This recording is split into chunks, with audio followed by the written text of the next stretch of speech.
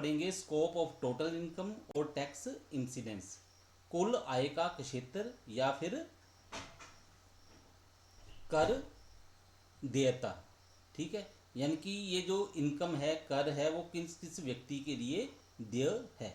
ठीक है, यानी कि कर योग्य इनकम किस किस के लिए मानी जाएगी। ठीक है, सबसे पहली इनकम है हमारे पास income received in India in previous year whether accrued in और आउटसाइड इंडिया। इनकम जो है, आय है, वो भारत में प्राप्त हुई है गत वर्ष में, चाहे उसका उपार्जन भारत में हुआ हो या भारत के बाहर। यानी कि ये इनकम है भारत में पैदा हुई है या भारत के बाहर। ठीक है, इसका उपार्जन कहीं भी हुआ हो तो ये वाली इनकम जो है किस किस व्यक्ति के लिए कर योग्य होगी। ये कर योग्य होगी साधारण निवासी के लिए, असाधारण निवासी के लिए, गैर निवासी के लिए। ठीक है, ordinary resident, not ordinary resident, non resident, सभी के लिए। ठीक है, सभी के लिए ये क्या है, कर योग्य है। ठीक है, यानी कि यह देय है। Number 2, income deemed to be received in India in previous year. ये माना गया है कि ये इनकम जो है भारत में प्राप्त हुई है। ठीक है, भारत में प्राप्त हुई इनकम मानी गई। ठीक है, समझा गया है, प्राप्त नहीं हुई है, लेकिन ये मान के चला जा रहा है कि इनकम जो है वो भारत में प्राप्त हुई है। भारत में प्राप्त समझी गई आय। ठीक है, गत वर्ष में जिसका उपार्जन चाहे भारत में हुआ हो चाहे भारत के बाहर, ये किसके लिए कर योग्य होगी, ये भी सभी के लिए कर योग्य है, चाहे साधारण निवासी हो, असाधारण निवासी हो या फिर असाधारण निवासी। तीसरा है income accrued in India in previous year whether received in और आउटसाइड इंडिया। अब इनकम क्या है, उसका उपार्जन भारत में हुआ है गत वर्ष में। ठीक है, चाहे वो प्राप्त भारत में हुई हो चाहे भारत के बाहर। अब ये देखो, इस पॉइंट में क्या है, पहले पॉइंट में क्या था कि इनकम इंडिया में प्राप्त हुई थी, चाहे उसका उपार्जन भारत के बाहर हुआ हो या फिर भारत में हुआ हो। यहाँ पे क्या है, इनकम जो है उसका उपार्जन भारत में हुआ है, लेकिन वो चाहे प्राप्त भारत में हुई है चाहे भारत के बाहर। तो ऐसी इनकम किस किस के लिए कर योग्य होगी, सभी के लिए। ठीक है, साधारण निवासी के लिए, असाधारण निवासी के लिए और गैर निवासी के लिए। अब क्या है, income deemed to accrue in India in previous year.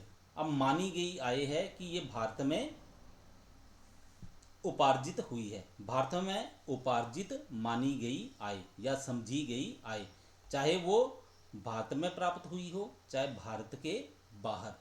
तो ये भी सभी के लिए कर योग्य है, चाहे ऑर्डिनरी रेजिडेंट हो चाहे नॉट ऑर्डिनरी रेजिडेंट हो चाहे नॉन रेजिडेंट हो। ठीक है, इसके बाद है हमारे पास income accrued or arisen outside India in previous year. ठीक है, अब क्या है, इनकम जो है, आय जो है, वो भारत के बाहर उपार्जित हुई है। ठीक है, गत वर्ष में कहाँ से, ए business controlled or profession setup in India. ऐसे व्यवसाय से जिसका नियंत्रण या फिर पेशा जो है भारत में सेटअप है, यानी कि भारत में स्थित है। तो इस तरह की आय जो है वो किस किस के लिए टैक्सेबल होगी, कर योग्य होगी, वो ऑर्डिनरी रेजिडेंट के लिए होगी, नॉट ऑर्डिनरी रेजिडेंट के लिए होगी और नॉन रेजिडेंट जो है उसके लिए ये टैक्सेबल नहीं होगी। ठीक है, ये वाली इनकम जो है सिर्फ कर योग्य है साधारण निवासी और असाधारण निवासी के लिए। ठीक है, अनिवासी के लिए ये नॉट टैक्सेबल है। ठीक है, कर योग्य नहीं है। उसके बाद 6th पॉइंट है income accrued or arisen outside India in previous year from a business controlled or profession setup outside India from any other source outside India. ठीक है, अब इनकम क्या है, इनकम जो है उसका उपार्जन जो हुआ है वो भारत के बाहर हुआ है गत वर्ष में। कौन से बिजनेस से, जिसका नियंत्रण या पेशा जो है, ठीक है, वो सेटअप कहाँ पे है, वो स्थित कहाँ पे है, वो है भारत के बाहर। ठीक है, भारत के बाहर स्थित है। ठीक है, या फिर किसी भी सोर्स से। ठीक है, या फिर उसका जो सोर्स है यानी कि स्रोत जो है, ठीक है, वो भारत के बाहर है। ठीक है, दोबारा सुन लो क्या है, income accrued or arisen outside India in previous year from a business controlled or profession set up outside from any other source outside India. बाहर, भारत के बाहर के किसी भी स्रोत से, ठीक है, वो बिजनेस जो है उसका नियंत्रण है या फिर उसका पेशा जो है वो भारत के बाहर है। ठीक है, और इनकम है वो वहाँ पे उपार्जित हुई है गत वर्ष में, तो वो टैक्सेबल किसके लिए होगी, वो सिर्फ होगी ऑर्डिनरी रेजिडेंट के लिए। ठीक है, और दूसरे असाधारण निवासी और अनिवासी है उसके लिए नोट टैक्सेबल होगी। ठीक है, उसके बाद नेक्स्ट पॉइंट है हमारे पास, जो नेक्स्ट इनकम है वो है income received and accrued or arisen outside India during the years preceding the previous year and brought or remitted to India during the previous year. अब क्या है, इनकम जो है वो प्राप्त हुई है या उपार्जित हुई है या जिसका उपार्जन हुआ है भारत के बाहर। ठीक है, कब, गत वर्ष से पूर्व के वर्षों में, और उसको भारत में लाया गया है गत वर्ष में। ठीक है, वो इनकम जो है प्राप्त कब हुई है या उसका उपार्जन कब हुआ है, वो हुआ है गत वर्ष से पूर्व के वर्षों में। ठीक है, और उसे लाया कब गया है, उसे लाया गया भारत में गत वर्ष में। ठीक है, तो वो किसके लिए टैक्सेबल टैक्सेबल होगी, वो किसी के लिए भी टैक्सेबल नहीं है। ठीक है, किसी के लिए भी कर योग्य नहीं है, ना रेजिडेंट के लिए, ना एनओआर के लिए असाधारण निवासी के लिए, और ना ही गैर निवासी के लिए। उसके बाद है पास्ट अनटैक्स्ड प्रॉफिट्स, कोई पिछले लाभ हैं जिनके ऊपर पहले कर नहीं लगाया गया था, तो वो किसके लिए कर योग्य है, वो किसी के लिए भी कर योग्य नहीं है। उसके बाद है एग्रीकल्चरल इनकम, कृषि आय। तो कृषि आय जो है वो क्या है, वो एग्जम्प्ट है, उसके ऊपर टैक्स नहीं लगाया जाता है। ठीक है, उसमें उसके लिए क्या है, टैक्स में छूट है, किसी प्रकार का टैक्स जो है उसमें नहीं लगाया जाता। फिर उसके बाद है dividends from A domestic company, कोई घरेलू कंपनी है उससे प्राप्त लाभांश, तो ये एग्जम्प्ट होगा ऑर्डिनरी रेजिडेंट के लिए 10 लाख रुपए तक के लिए। ठीक है, और जो नॉट ऑर्डिनरी रेजिडेंट है उसके लिए भी 10 लाख रुपए तक के लिए, और जो नॉन रेजिडेंट है उसके लिए ये टैक्सेबल नहीं है। फिर है income from mutual funds specified under section 10 subsection 23D। ठीक है, अब आय प्राप्त हुई है कहाँ से, म्यूचुअल फंड से, कौन से, जो स्पेसिफाइड हैं अंडर सेक्शन 10 सबसेक्शन 23D में।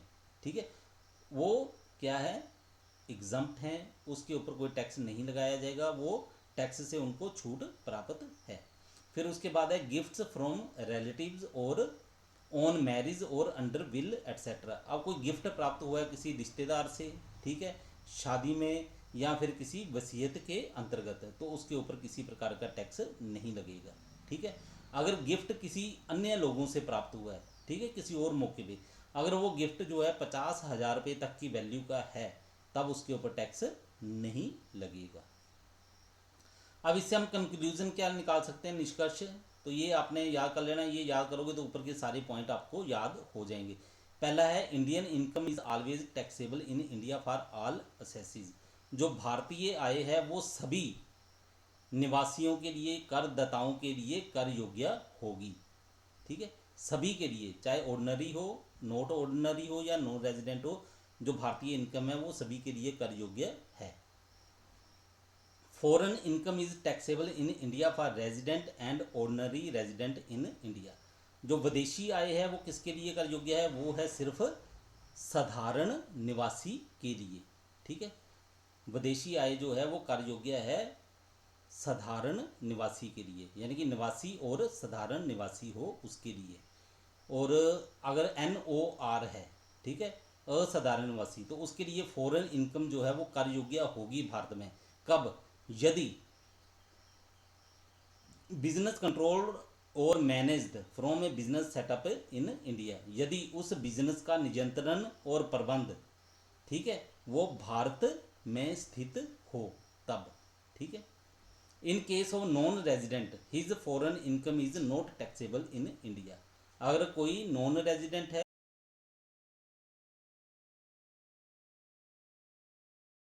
जो विदेशी आय है वो भारत में कर योग्य नहीं होगी। ठीक है, तो ये जो कंक्लूजन वाले पॉइंट है एक बार फिर देख लो।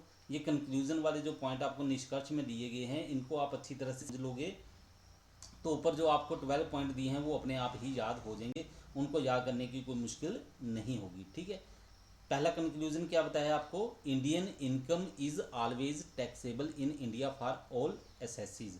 भारतीय आय जो है वो हर एक करदाता के लिए कर योग्य है।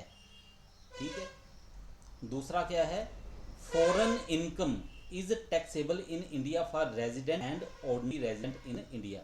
जो विदेशी आय है वो कर योग्य है सिर्फ उन निवासियों के लिए जो कि भारत में साधारण निवासी हैं, यानी कि ये सिर्फ साधारण निवासियों के लिए कर योग्य है। अगर असाधारण निवासी हो तब foreign income is taxable in India if it from a business controlled और मैनेज्ड और from a profession set up in India. ठीक है, अगर असाधारण निवासी हो तो विदेशी आय जो है वो कर योग्य होगी भारत में यदि वह बिजनेस जो है, व्यवसाय है, उसका नियंत्रण और प्रबंध या फिर उसके पेशे का सेटअप जो है वो भारत में स्थित हो। ठीक है, तब वो असाधारण निवासी जो है उसके लिए भी ये जो विदेशी आय है वो कर योग्य होगी। अगर नॉन रेजिडेंट है, अनिवासी है, तो उसके लिए विदेशी आय जो है वो टैक्सेबल नहीं होगी, कर योग्य